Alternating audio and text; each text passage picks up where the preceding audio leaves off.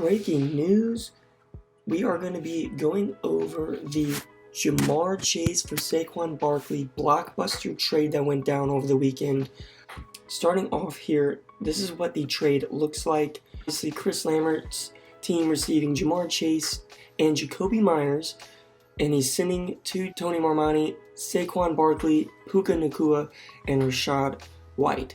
Early impressions of the trade, I thought obviously, getting Jamar Chase to pair up with Cooper Kupp is a big move, as we all know. Having to give up Saquon in that exchange does make it sense. So obviously passed with the trade committee, everything checked out here. Honestly, a lot of people are pretty 50-50 split on this trade because Jamar Chase and Cooper Kupp, two of the best receivers in the game, but giving up the players that Chris did definitely makes this have two different opinions on the trade.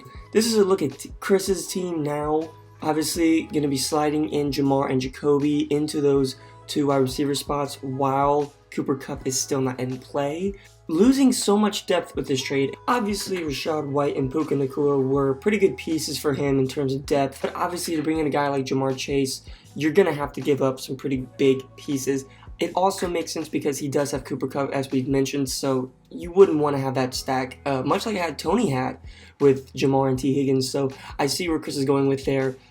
Honestly, good pieces to give up. Losing Saquon does suck in terms of his running back room because he probably has the worst one in the league besides maybe AJ. Losing two key running backs for this team is going to be a concern moving forward, and we're going to have to see how that pans out. If we want to look at Tony's team here, sliding in Puka and Rachaad White into these positions, not really losing much in terms of projection totals. Rachaad White's going to be really nice in there.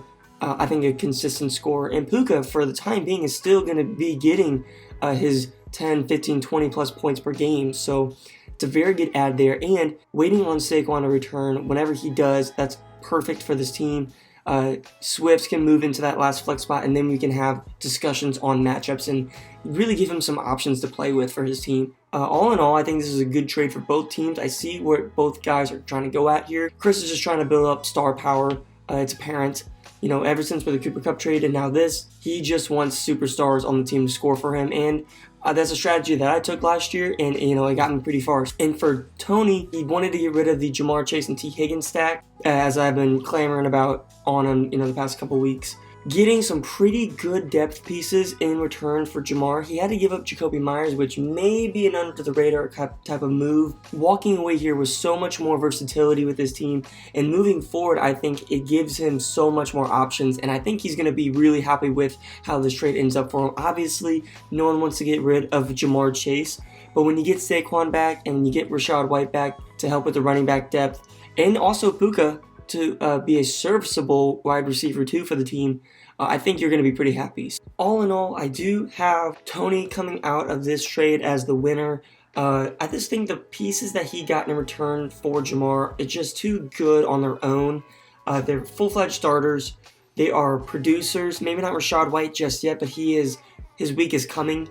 And Jamar having a slow start, obviously he had that great week 3, but I do have Tony winning this trade for those reasons. We'll have to see how the strategies work for both managers here. Some people say depth is the most important thing. Some people say, superstars are the most important thing. So we're really going to see that happen here. We're kind of already seeing it with Chris and Collins' trade at the moment. Collins just picked up a big win because of his depth pieces.